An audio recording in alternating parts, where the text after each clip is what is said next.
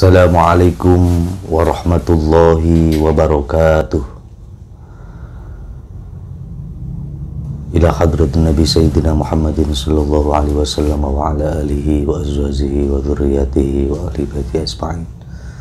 Thumma ila jami'i ikhwanihi min al-anbiya wal mursalin was-syuhada'i was-shalihin wal ulama'i al-'amilin wa ila jami'il malaikatil muqarrabin wa jami'il khulafa'ir rasyidin radhiyallahu anhum wa ila jami'i al-tis'ahum ma'ala al-bid'ah.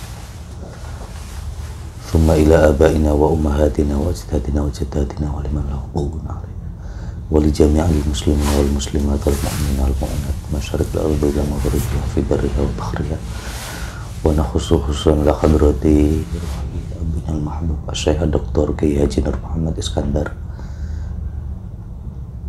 fa'anallahu bi'alam fid-darain. Thumma ila hadrati Syekh Zarnuji nafa'anallahu bi'alam fid-darain. Al-Fatihah. A'udzu billahi minasyaitonir rajim. Bismillahirrahmanirrahim. Alhamdulillahirabbil alamin arrahmanir rahim maliki yaumiddin. Iyyaka na'budu wa iyyaka nasta'in. Ihdinas siratal mustaqim, siratal ladzina an'amta 'alaihim ghairil maghdubi 'alaihim waladdallin. Amin. Baiklah teman-teman semuanya, mari kita lanjutkan kajian kitab Ta'limul Muta'allim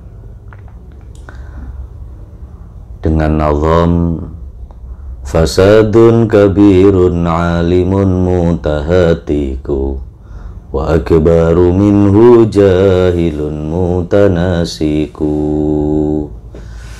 Fasadun itu ada kerusakan kabirun yang besar, alimun bermula orang yang alim, mutahatiku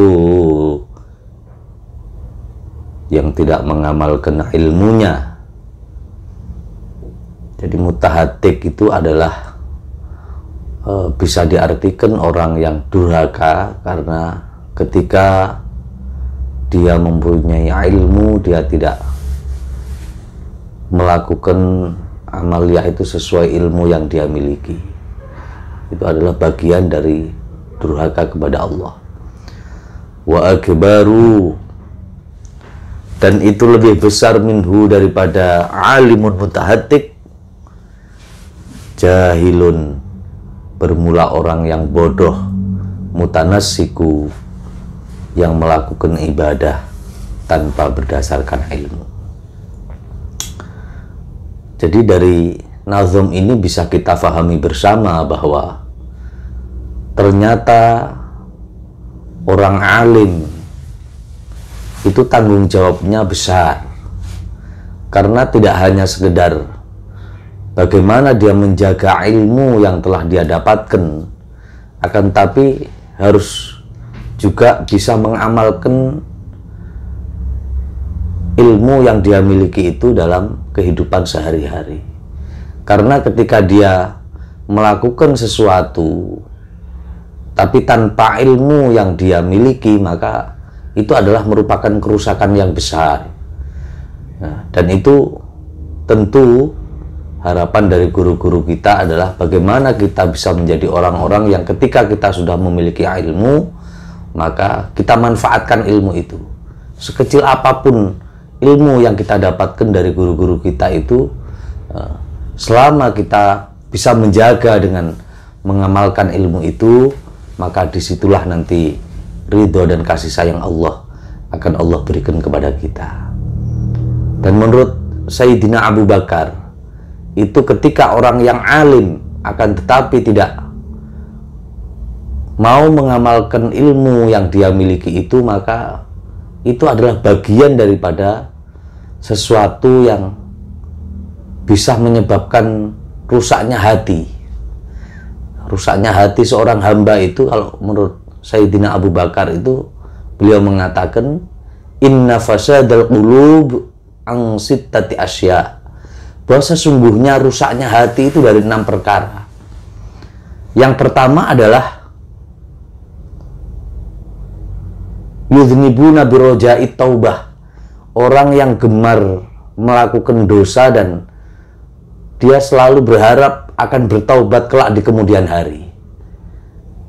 Jadi orang yang gemar melakukan dosa, kemudian dia sudahlah, gampanglah sekarang berdosa, besok bertaubat, dan selalu seperti itu bisa merusak hati seseorang. Dalam artian dia nanti akan menjadi orang-orang yang akan gampang ya, menggampangkan persoalan-persoalan syariat agama, sehingga hatinya menjadi rusak. Dan yang kedua adalah wa ya'lamuna al-'ilma wa la ya'malun. Orang yang tahu tentang ilmu pengetahuan, akan tetapi dia tidak mau mengamalkan ilmu yang dia miliki itu. Itu adalah bagian dari hal yang bisa merusak hati kita. Sehingga kalau kita ingin menjaga hati ini jangan sampai rusak, maka diantaranya adalah bagaimana ketika kita menjadi santri-santri, menjadi para alumni yang pernah menimba ilmu di pesantren, khususnya di As-Siddiqiyah, maka sekecil apapun ilmu yang kita dapatkan dari guru-guru kita, dari Syekhina wa Murabbi Ruhina As-Syekh Dr.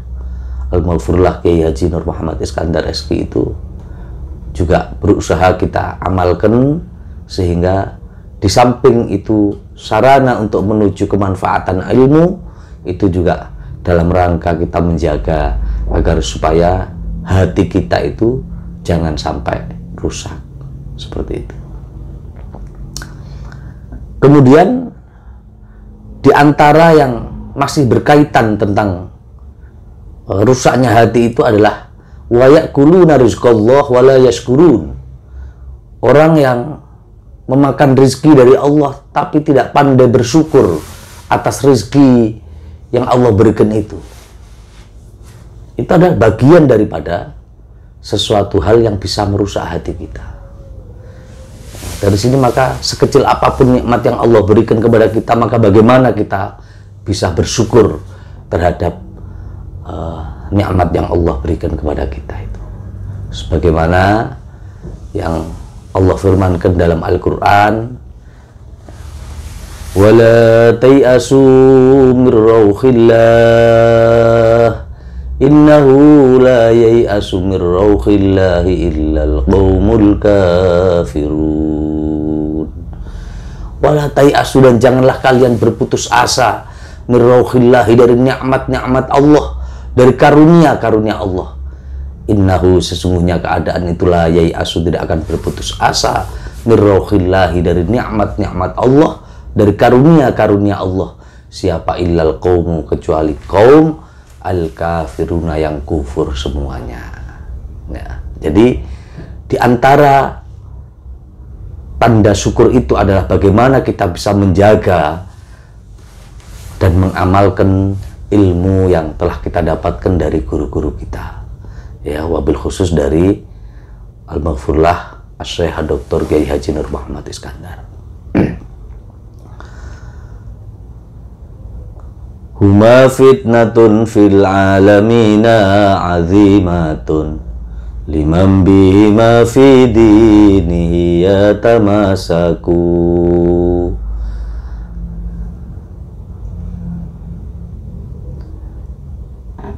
Kelanjutan dari tadi bahwa al-alim al-mutahatik, akan tetapi kerusakan yang besar yang dilakukan oleh orang yang alim, yang tidak mau mengamalkan ilmunya, yang durhaka kepada Allah Subhanahu wa Ta'ala dengan tidak mau mengamalkan ilmunya itu, akan tetapi wa akbaru minhu jahilun mutanasiku, lebih besar dari itu adalah ketika ada orang yang bodoh, itu dia selalu melakukan ibadah yang tanpa berdasarkan ilmu. Maka ternyata penting ilmu itu, begitu luar biasanya.